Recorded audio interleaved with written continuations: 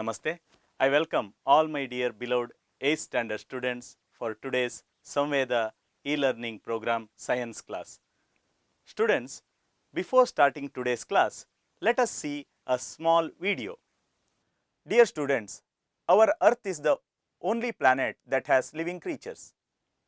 We see many kinds of plants, birds and animals on Earth. There are also unseen creatures.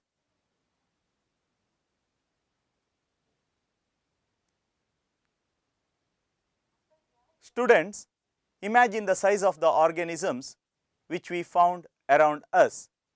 Approximately, the size of the giraffe is 19 feet, elephant 10 feet, camel 8 feet, human beings approximately 5 to 6 feet, lion 4 feet, tiger 4 feet, sheep 3 feet, dog 2.5 feet, cat 1 feet, chicks 1 feet, rat 5 centimeter, ants 5 millimeter. Are there still very small organisms on our land as we move? Yes. There are also invisible creatures on our land. We have been using sanitizer repeatedly for hands. We are using a mask or face shield for the face, washing hands often with the soap. The reason for this is the microorganism, coronavirus. Microorganisms can be found in water, air, food, soil, plants and animals. They are widely distributed. These microscopic organisms can be viewed with the help of a microscope.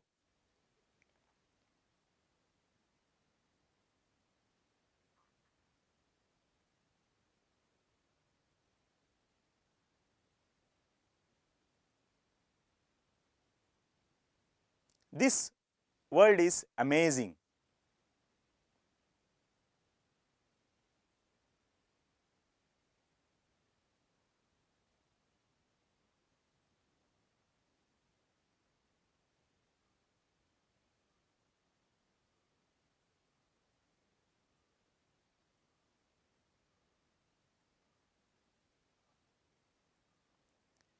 They are useful to us, also they are dangerous to us. All of you seen the video, students? Okay. Can you guess which chapter I am going to discuss with you today? Yes, you are right. Today we are going to discuss chapter 2, microorganisms, friend and foe.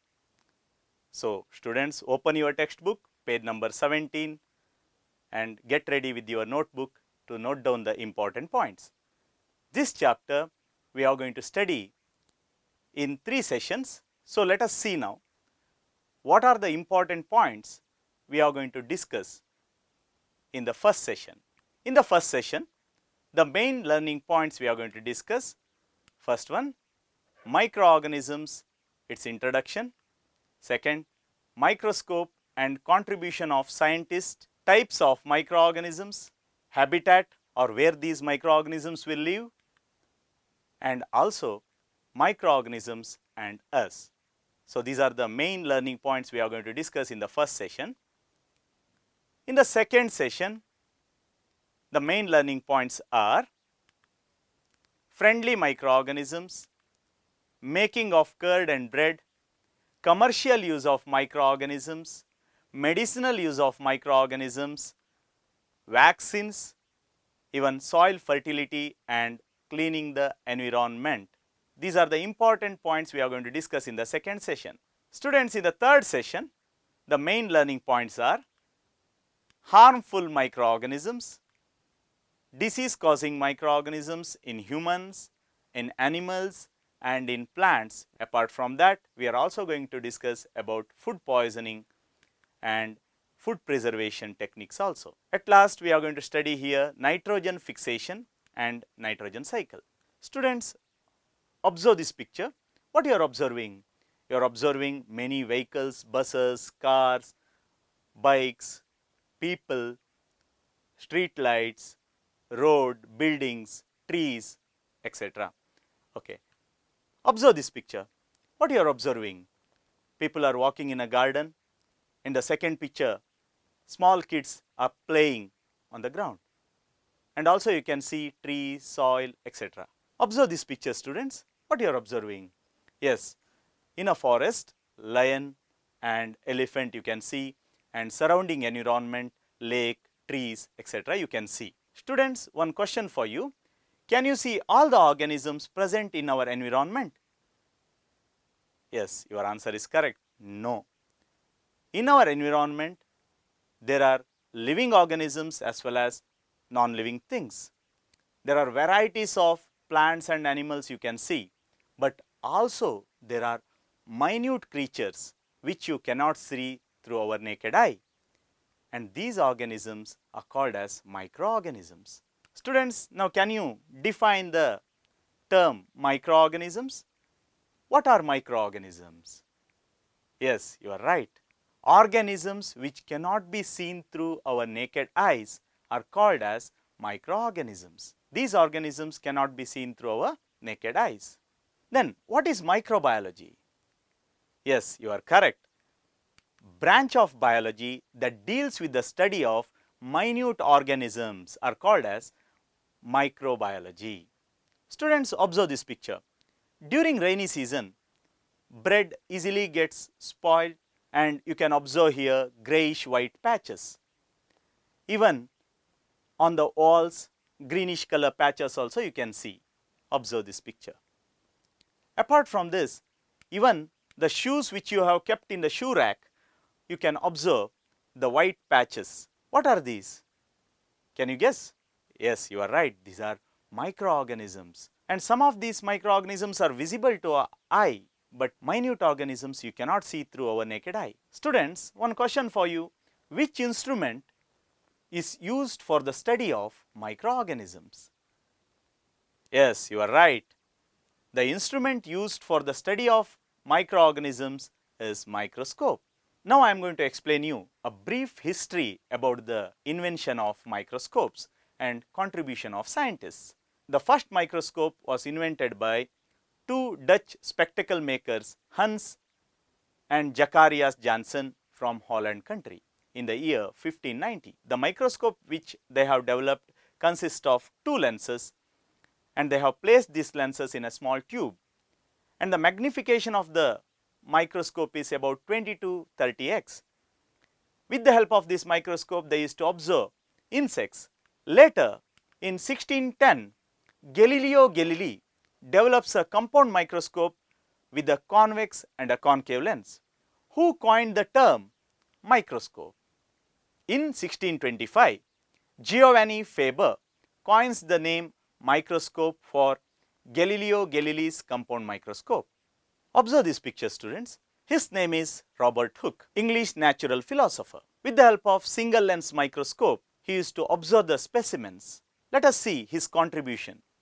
He developed a compound microscope and he used to observe slices of cork, and he noticed some pores like honeycomb structure, and he called them as cell. Cell means little rooms. In 1665, he published his microscopical observations in Micrographia book. One more scientist, his name is Antony van Leeuwenhoek, a Dutch cloth merchant. During his free time, he used to grind lenses and he used to prepare microscope. And the microscope which he has prepared has the magnification of about 200 to 300x.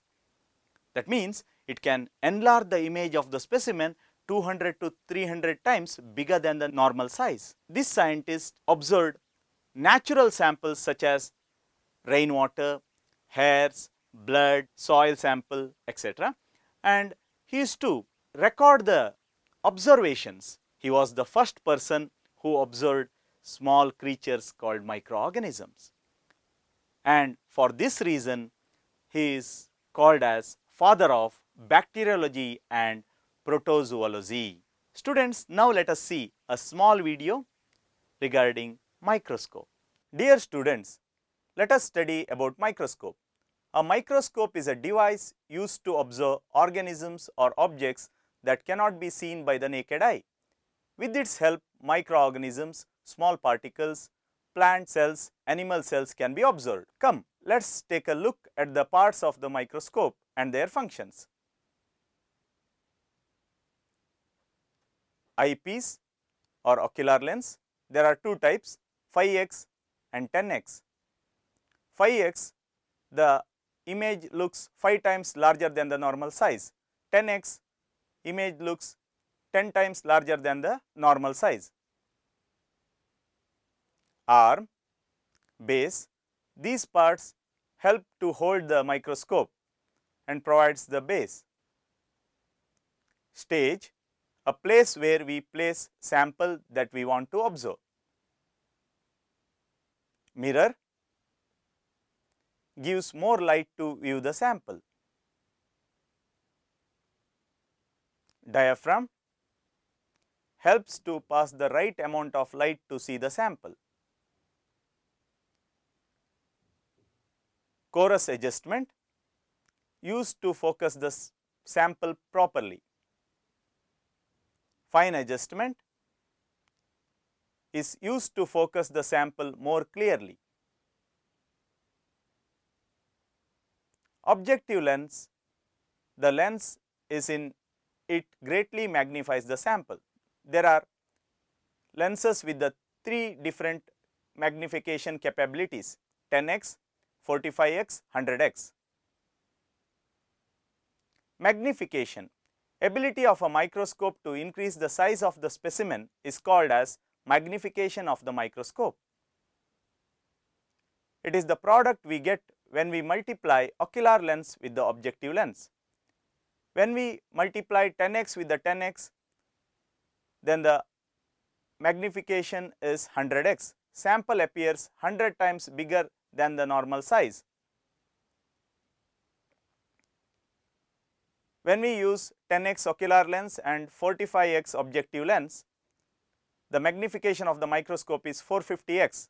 Sample appears 450 times bigger than the normal size.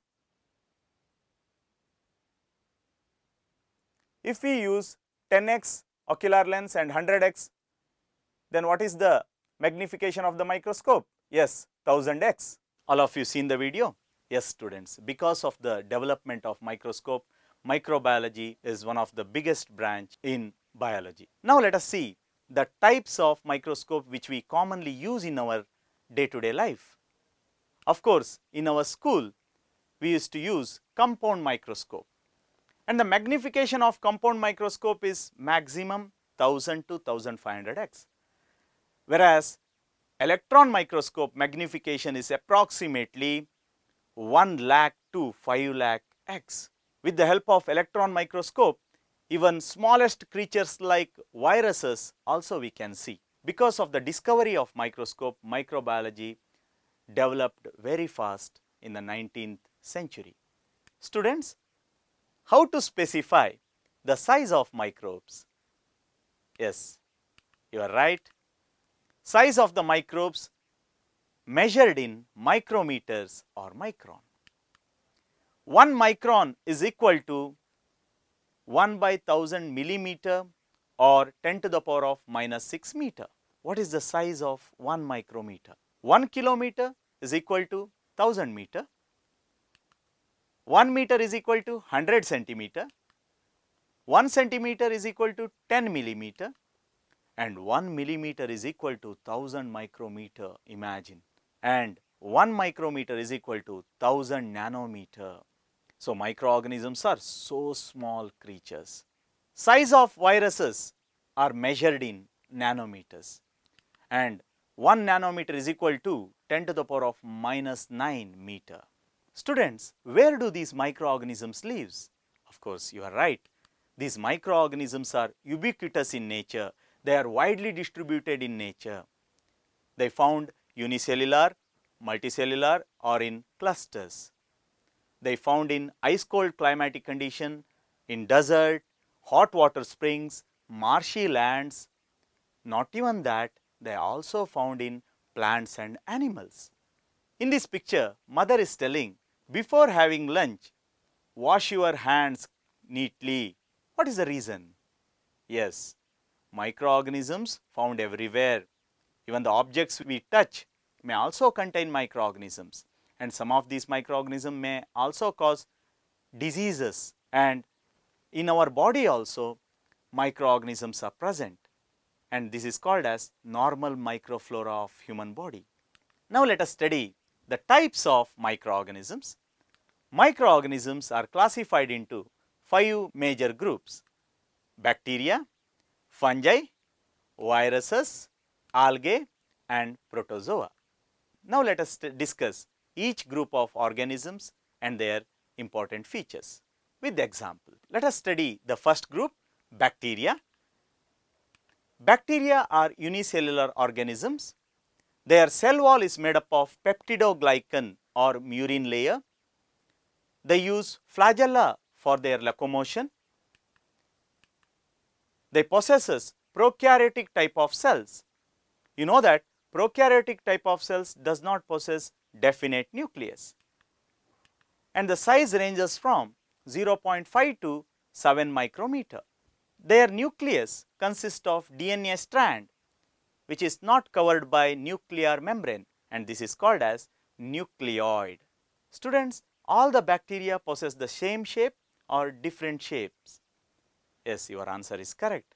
They possess different shapes. What are the different shapes? Yes, spherical shaped bacteria are called as cocci, rod shaped bacteria are called as bacilli, and coma shaped bacteria are called vibrio, and spiral shaped bacteria are called as spirilla. So these are different shapes of the bacteria. Now let us study a common examples regarding the bacteria. Lactobacilli, most common bacteria that is present in curd. Rhizobium, which is very useful, they found in the roots of leguminous plants, helps in nitrogen fixation. Staphylococcus epidermis, commonly found on our skin, normal flora of the human body. Escherichia coli, present in our intestinal region, and they are useful in synthesizing vitamin B complex. Now let us study the second group, fungi. These fungi are eukaryotic cells. Most fungi are multicellular. Cell wall composed of chitin. Students, one question for you. Why fungi are called saprophytes? Yes, you are right, because fungi obtain nutrients by absorbing organic material from the dead and decaying substances. So they are called as saprophytes. Observe this picture, students. You are observing here mycelium. Fungus form characteristic filamentous tubes called hyphae that help to absorb nutrients. The collection of hyphae is called mycelium. Fungi reproduce by spores. Now let us study common examples. First one, bread mold, Rhizopus, which commonly observed on spoiled bread pieces. Second one, Penicillium, which is commonly known as blue mold, which spoils citrus fruits. Third one, Fusarium, which possess sickle shaped spores. Fourth one, yeast or Saccharomyces. Saccharomyces or yeast, which is commonly used in preparation of bakery items. Black mold, Aspergillus are few common examples for fungi. Third group, viruses. Viruses are non-cellular entities that consists of nucleic acid core, DNA or RNA, surrounded by a protein coat called capsid. Nucleic acid and capsid together called as nucleocapsid. These viruses are very small. These viruses contain only one type of nucleic acid, either DNA or RNA. Based on the genetic material, you can classify the viruses into RNA viruses and DNA viruses. Example for RNA viruses, HIV, even coronavirus. Example for DNA viruses, hepatitis B. Viruses grow only in animal or plant cells or in microorganisms. They cannot grow independently or they cannot grow on artificial medium. Hence, they are called as obligate intracellular parasites. Viruses are infectious agents. They are much smaller than bacteria. Their size ranges from 20 to 300 nanometer. Students, these viruses can be only seen through electron microscope and they are called as obligate intracellular parasites because they lack metabolic machineries to obtain energy or to synthesize proteins. They are dependent on the host systems for their replication. Students, now let us see few examples of viruses. Yes, HIV, TMV and Fox viruses. Have you heard about one more type of viruses called bacteriophages? What are bacteriophages? Yes, you are right. Viruses which infect the bacteria and multiply inside the bacterial body and cause the lysis of bacteria are called bacteriophages. Now let us study fourth group, algae. Algae are unicellular or multicellular eukaryotes which can carry photosynthesis. They can prepare their own food, hence they are also called as autotrophs. They live in water, damp soil and rocks. Algae reproduce in both sexual as well as asexual forms. Some of the examples are Chlamydomonas, Olvox, Eulothrix, Spirogyra. These are all freshwater algae. Apart from this, some algae are found in marine environments called red algae, brown algae. So, these are the few examples for algae. Next, let us study the fifth group of microorganisms, that is protozoa. Protozoa are unicellular aerobic eukaryotes. Protozoa are located in moist habitats. Protozoan species are aerobic, but some are anaerobic species which live in our intestine. Protozoans reproduce by asexual methods as well as sexual methods. Sexual reproduction has been observed in several species. Many protozoan species move independently by one of three types of locomotor organelles: flagella, cilia and pseudopodia. Examples are amoeba, which move with the help of pseudopodia, paramecium, which move with the help of cilia, and euglena, which move with the help of flagella. So, these are the few common examples for protozoans. Students, till now we studied wonderful world of microorganisms, different groups of microorganisms, their important characteristic features we discussed. Now, ready to answer few multiple choice questions? Okay. First question, which group is autotrophic in the following?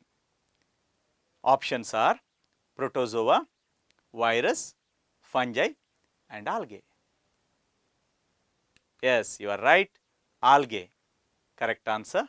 Second question, one student observing specimen using 10x ocular lens and 40x objective lens, what is the total magnification? Options are 10x, 400x, 40x, 4000x.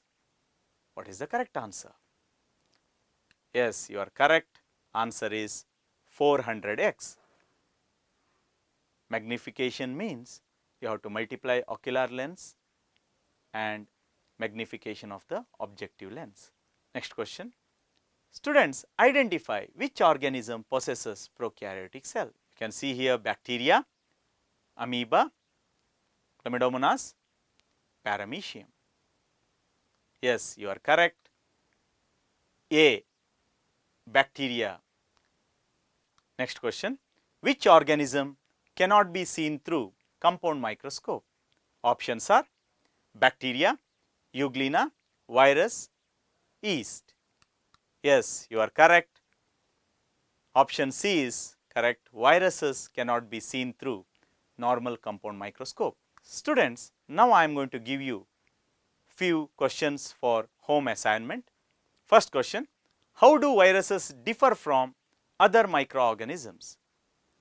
Second question, what are the major groups of microorganisms? Third question, algae is considered as autotrophs. Why? Fourth question, choose the odd one out. Lactobacillus, Rhizopus, Rhizobium, Staphylococcus. B. Amoeba, Paramecium, Chlamydomonas, Euglena.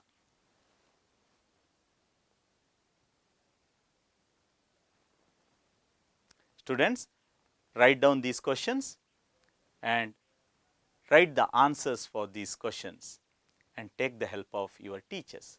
Students, in this session, we studied different groups of microorganisms, their types, their important features. Also, we discussed. In the next two sessions, we are going to discuss about the friendly microorganisms, also harmful microorganisms. Till then, namaste. Thank you, students.